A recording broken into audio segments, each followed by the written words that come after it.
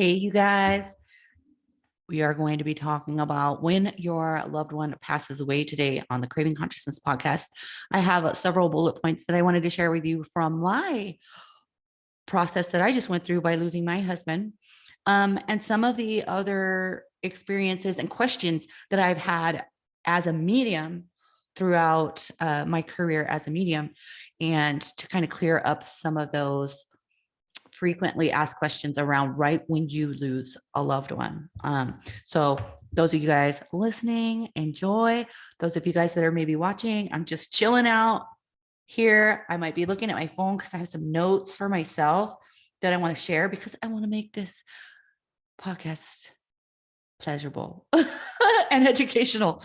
So those of you guys don't know me, my name is Brandaleen Johnson. I'm the host of the Craving Consciousness podcast, but I'm also have many labels: an author, an educator, a spiritual business coach, and a psychic, a medium, all the things, but it's all bundled into one, right? So I love to call myself a spiritual scientist and a forever student of working with and for spirit. So I also just recently lost my husband. I know you guys, if you've been listening to the podcast, you probably hear me talking about that a lot. But I wanted to share some of the signs that happen directly after you lose a loved one. This is my experience and also many of my clients' experiences. So most of the time when someone passes away, most of the time, not always, but most of the time, they're very active for the first several days after their death. They almost like hang around a little bit, especially up to their service or their celebration of life. It's almost as if, and some of this is me as a medium, right? It's almost as if they want to make sure that you're planning their services right. They want to like intuitively nudge you, like, did you make sure to invite Bob, the guy that I hung out with at the bar? Or remember, I really love sweet pea flowers instead of roses, or something along those lines. Or they just really want to be a part of that experience. Even if you cannot see, hear, feel, or know them, that they're there, you're still receiving some of their information, and they're very active. Another thing that I've seen and witnessed a lot, especially with my recent losing my recent loved one, is right afterwards, a lot of times something tries to get in the house. So those of you guys that have lost someone, take a moment right now and think to yourself, did you remember after, grandma died or grandpa died, or somebody passed away? And did you remember like a random like bird pecking at your kitchen window, or a brown, like I've had a brown butterfly when one of my father-in-laws passed away, tried to get in the front door and the back door for like 3 days straight. This is kind of them coming over, right? And letting you know like, hey, and you can take this in many different ways, right? Like, do they know their dad and they're this butterfly? Like, let me the hell back in the house, right? Or are they consciously aware that they've passed? Because that's a couple different scenarios that could possibly be happening. I would like to think that they're consciously aware and they're just like, hey, it's me. Hey, it's me. And it's something that's so out of the ordinary. You're like, why does this butterfly keep trying to get in? Or this bird has been pecking at my window for 3 days. Or finding things that do get in the house, like a bug, you know what I mean? They kind of try to get in to be like, I want to let you know I'm still here. Another thing is a question I get a lot is, how soon is too soon for a mediumship reading, right? That would be, they pass away and you want to connect with them via a medium. Either you're the medium or from somebody else. How soon is too soon? Different mediums will say different things. I say right away. It's okay right away. Some people are like, oh, well, they need time to adjust to the spirit world. Okay, well, there is no such thing as linear time, right? And if we're talking about being a multidimensional being, that means that we could be incarnated in more than one body at any one, quote unquote, air quotes, time, because there's no such thing as time or space. It's just that point that you're focusing on, or the identity that you're focusing on, or the soul that you're focusing on. I say this a lot on some of my YouTube videos. I talk about the analogy of a disco ball. And then every single sparkle is one of your lifetimes. If you embrace this and you believe that you're living multiple lifetimes, but they all exist at the same exact time on the same exact disco ball, if you will. So when you're a medium and you're tapping into this person that just passed away, you're also tapping into that disco ball that maybe, incarnated in the 30s or incarnated way into the future, right? It's all happening now, right? It's all happening now. So if our human minds are like, oh my gosh, I really don't want to bother him because he might be in his, like some of our old beliefs, right? Or some people may still believe that they had to go to their life review, right? So maybe you don't want to interrupt them during their life review, during their process of like onboarding, if you will, to heaven or the spirit world, right? It's going to be okay. There's no such thing as time or space. So also I teach my my intuition and mediumship students in my famous Awaken program about angels, right? So angels, and when I say angels, I'm talking about the heavenly little angel, right? God's right hand man, not somebody that's been incarnated, like your angel that just passed away, right? Some people call passed away people angels. I'm not referring to that. I'm talking about that celestial being, an angel, right? There is no such thing as time or space. So we could all be calling on the same angel. We could all be praying to source, to God, to whoever at the same exact time. And those energies, entities can still reciprocate and help us at the same exact time as they're helping everybody else. So if that's the case, then it makes logical sense to me that you can communicate with your past loved ones via yourself or via a medium immediately after death. Now, sometimes that soul is confused. Sometimes that piece of the soul, right? That piece of the multidimensional being is confused. Sometimes that being hasn't crossed over, right? So sometimes it could be a little more difficult if there was trauma. And I always teach my students to only connect with your energy or higher. So if that person was taken in such a way that it might have been a negative thing, and maybe that person was negative, right? We always say negative in life could possibly still be negative in death, even though a lot of times you're able to channel past that ego after death. That's when you would need to piggyback, and that's a whole different topic. But generally speaking, you can have a mediumship reading immediately after death, right? A lot of times they want to tell the medium, which they've done with me, about helping them plan their funeral services. Make sure I wear this yellow dress, right? Like I want to be in yellow, or or things like that. Another thing that I experienced as a medium myself after my husband passed away is I couldn't feel him, right?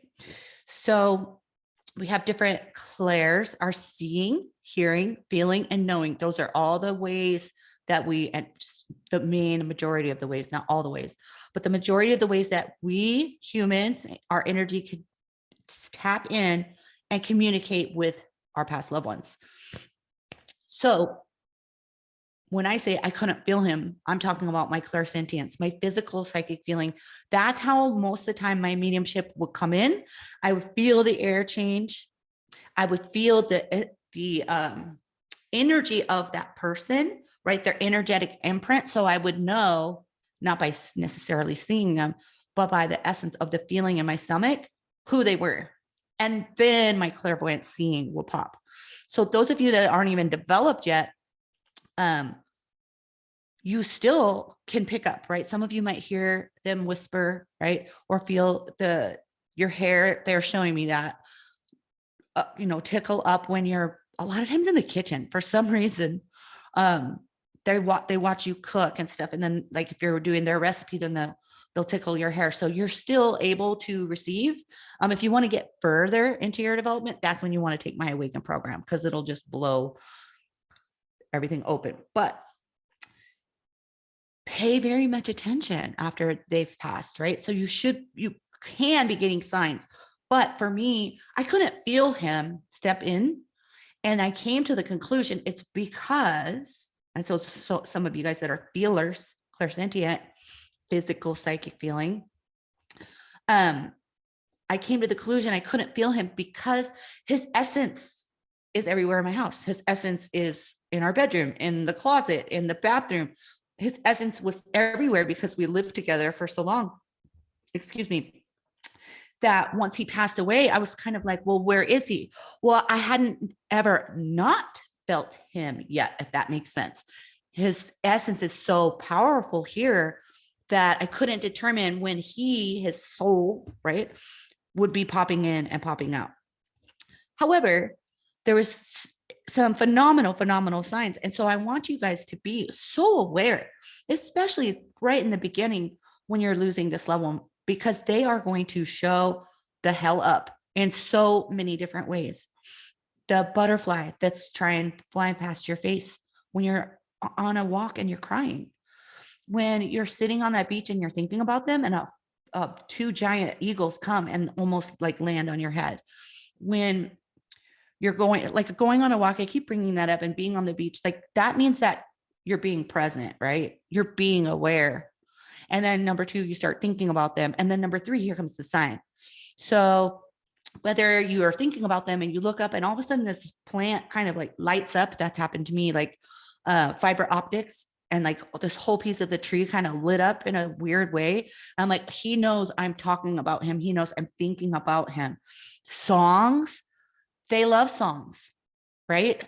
So I've told the story before, but I will really quickly again, of when he passed away. He knew he was going to pass away. So he came home on hospice, and we knew he wasn't probably going to last through the night.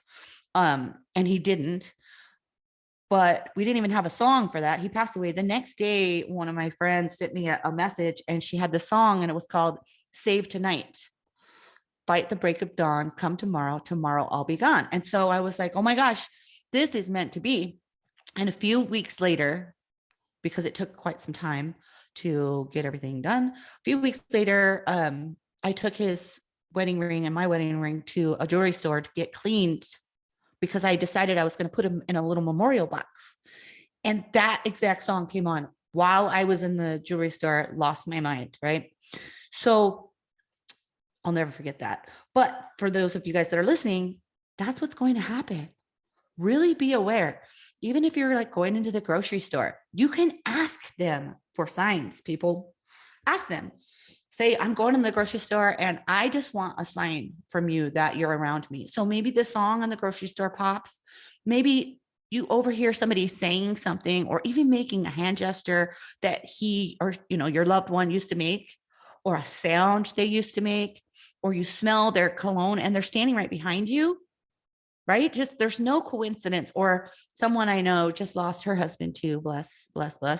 And one of her good friends brought over these flowers for her because she was obviously supporting her friend, and they're exact same flowers that her husband used to always get her. So whether the friend knew about it or not, I still think that's not a coincidence, right? That husband's like, pick those. And that my husband was like, play that song. If I would have left my house 5 minutes sooner or later, that song wouldn't have been on. It's just mind blowing how much they can manipulate matter to show up for you, which on the heels of that, like I could take a quick swing over to the left, right? Manipulating energy. We are energetic beings, right? So they are manipulating energy to get your attention.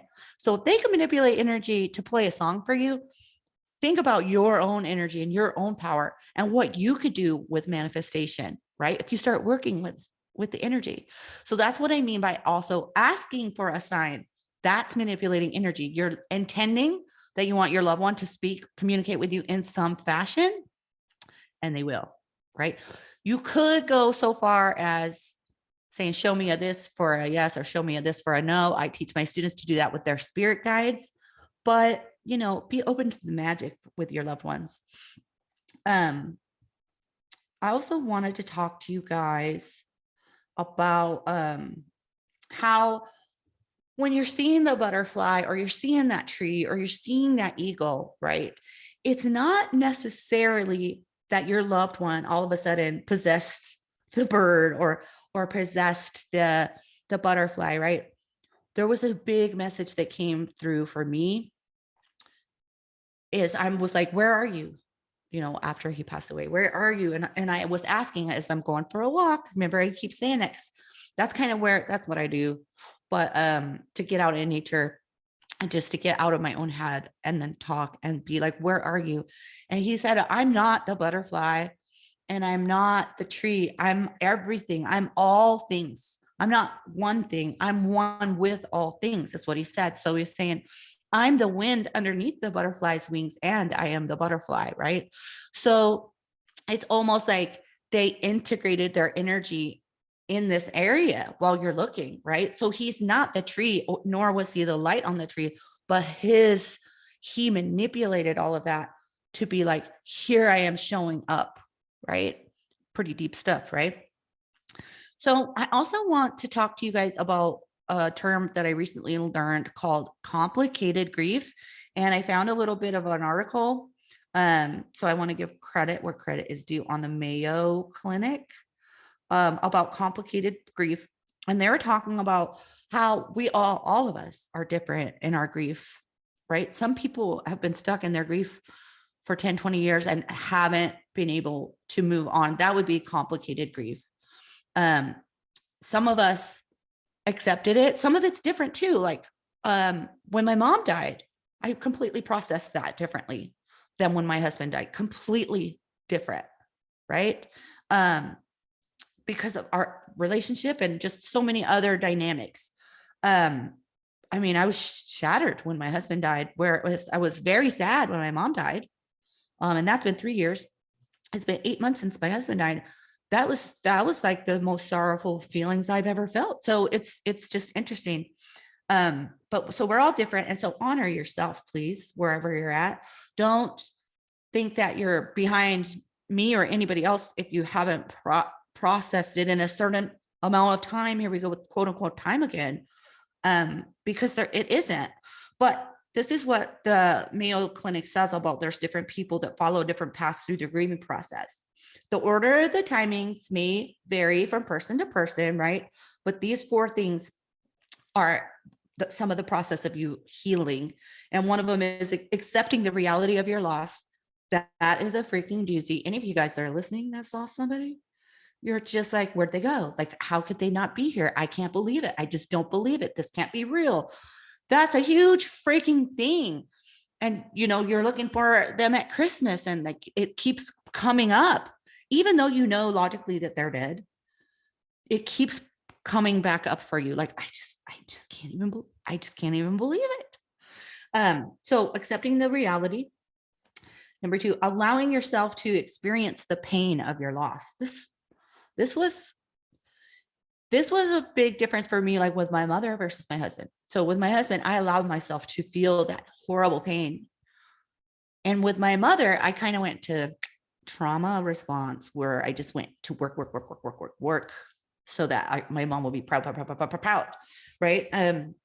So I don't think I allowed myself with her. And so it was about maybe a year after she passed away that I did hire a trauma coach, and she's been on the podcast. So go back a few episodes for that. But the reason why is because I couldn't process through these 4 things on my own within about a year. That's what this is saying. So also number 3, adjusting to a new reality in which the deceased is no longer present. That means you're becoming somebody different when you lose someone, because they're no longer a part of your identity, right? That was one of the many things that I said, I'm trying to learn who I am without you. Because who you are without them is somebody different than who you were with them. No matter how independent you were. It's crazy. So that's one of them. And then number 4, having new other relationships. That's a big one, because having a new relationship means that you've accepted the reality of your loss, right? You've adjusted to a new reality that they're not there. Because having another relationship, if you haven't processed those other 2 things, then you're going to have these feelings of guilt and shame and that you're cheating on this person, right? So out of those 4 things, they're saying the differences are normal, but if you're not able to move through these stages more than a year after the death of a loved one, you may have complicated grief. And if so, that's when I think this page and myself recommend that you get a trauma coach, right? A grief coach. It really helps. And the other thing too is different people want different things. Some people want to go get that counselor. Some people want to go to group meetings. Some people don't want to go anywhere and they just want to be like maybe in a Facebook group or something where they could just peek and poke. Everybody's different. And then some people want to kind of process it on their own, which is pretty much what I've done. This time is like I completely have barely worked at all since even a month before he passed away. And I'm very, very, very freaking blessed to be able to have had that time to process and still processing. But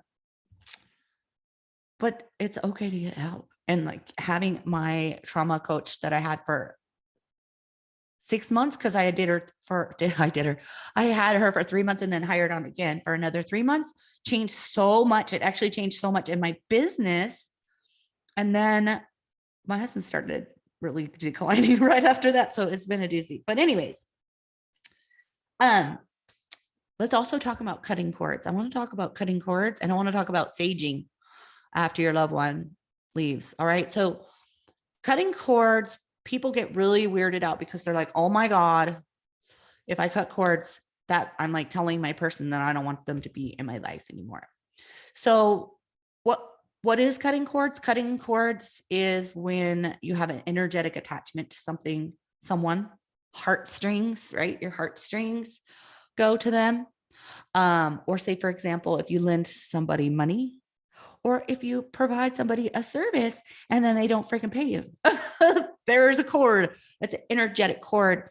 And if you don't cut it, you continually connect, right? So cutting cords only is allowing you to start becoming that new version of yourself without them, but it's also allowing, because there's a card in some deck that I had a million years ago talking about cutting cords so that you let your loved one know that you want them to go on, that you want them to continue growing on their new path too, right? Because they do wild stuff over there. Like, because they do wild stuff. But if they feel that you have this complicated grief, right? And you're constantly connected, then they feel like they have to stay connected to you too. So your life's not going on. Their energetic existence is not going as well as it probably could be, right? So cutting cords, it's okay. Also, like I cut cords with my mom afterwards because I was having weird nightmares. Because our relationship wasn't completely 100% amazing when she passed away. It was better because I got to spend time with her before she passed away to kind of mend some things, but I still had this trauma in my brain and I started having nightmares. So I had to be like, Mom, I am cutting cords from you, whether it is you or whether it's just me and my trauma making these things up in my brain, but I have to cut cords and we can't be connected anymore. And then the dreams pretty much subsided. I don't have those same types of dreams. Of course, I got to counseling too. So I would love to hear from you guys about your dreams, about your past loved ones. It seems to me that a lot of people I talk to that have these experiences, they call them on the phone in the dream. That's coming up for me a lot. It's like, oh, I got to call babe. And so I'll even tell my phone, call babe, and then at first he would be missing or I would realize, oh, wait, he's not alive. How could I possibly be calling him? Like my logical brain would interrupt the dream. But now I've had a couple dreams where he answers the phone and he's like there in my dream. So dreams are really interesting.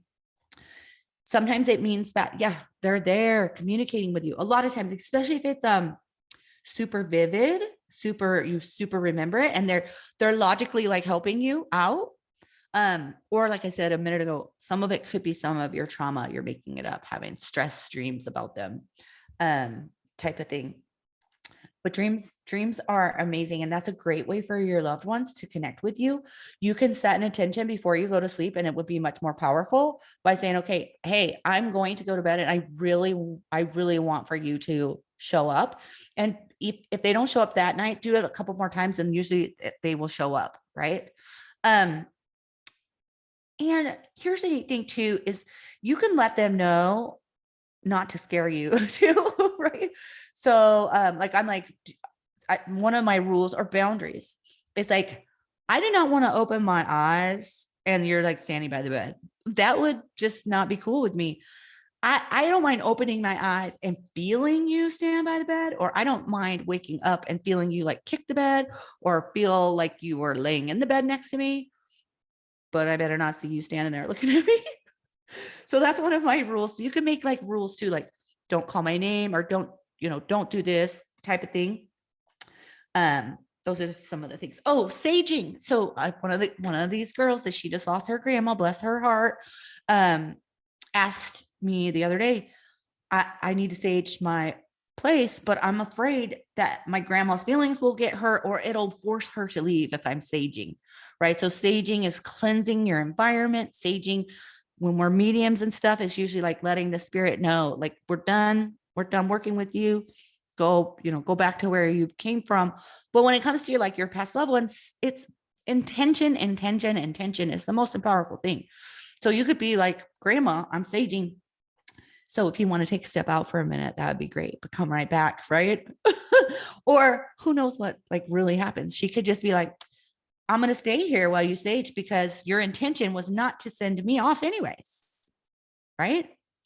And then let's see, what else do I have?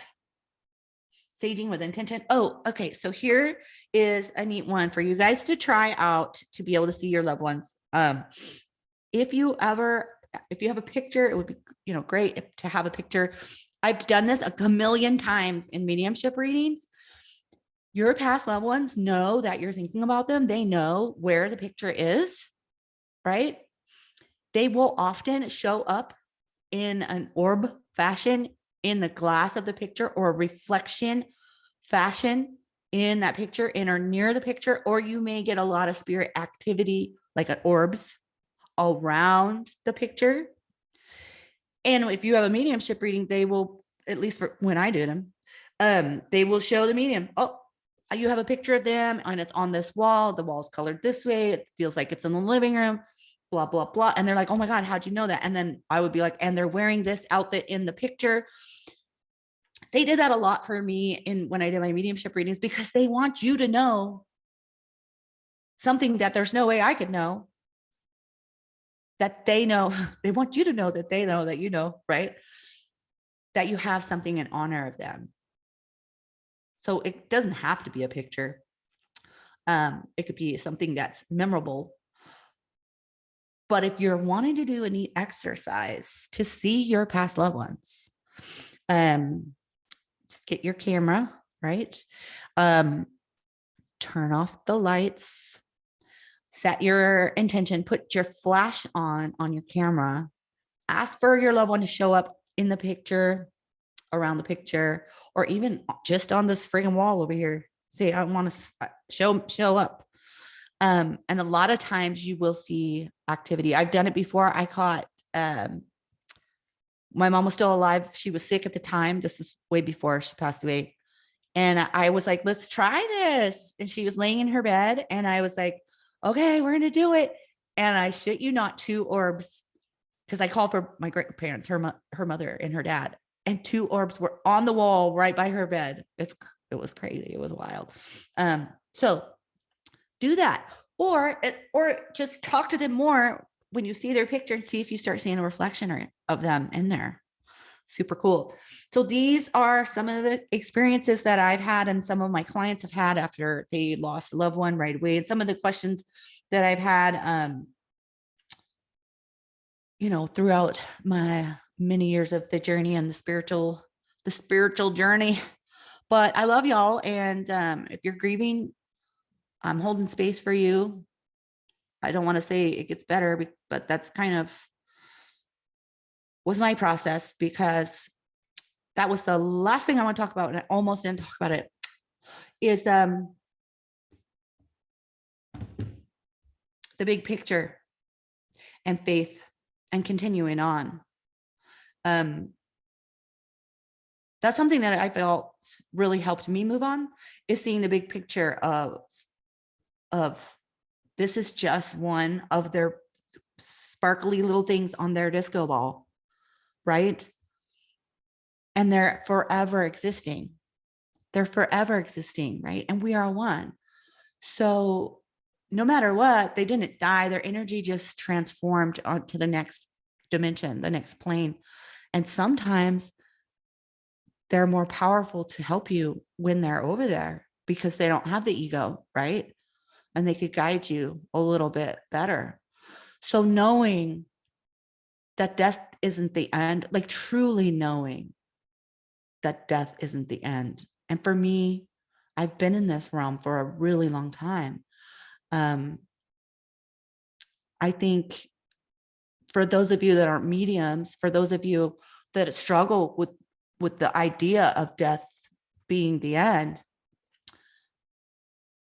I think maybe looking back into ancestry, and something that's interesting with ancestry is like people are born kind of near the same times throughout your family tree, and people die like near the same times. And then you could go into astrology and reincarnation. That's a rabbit hole for you to dive into, just to give yourself some sort of validation, some sort of social proof that life goes on, right? That you're not gone. And it kind of gives you comfort to go, okay, so they're gone and it fucking hurt like hell, like you died with them, right? But to know that you're still here, and as bad as it hurts, there's a freaking reason. And I hate to say you signed up for it, but you did, right? I signed up for this. I was pissed off about it. It's okay to have the emotions. It's okay to be pissed. It's okay. But do what you got to do to keep on moving through it. Even if you have to quit your job for a while or cry. I mean, freaking cry. Let yourself be sad. Give yourself grace. There's no real time, but ask yourself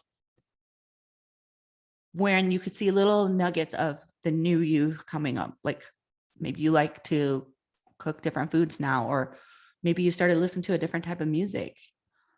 Maybe you met a friend that you would never have connected with before. And it's all because you're finding out who you are without them. And it's going to be okay. So I'm sending you guys so much love, and I hope to hear how you guys enjoyed this.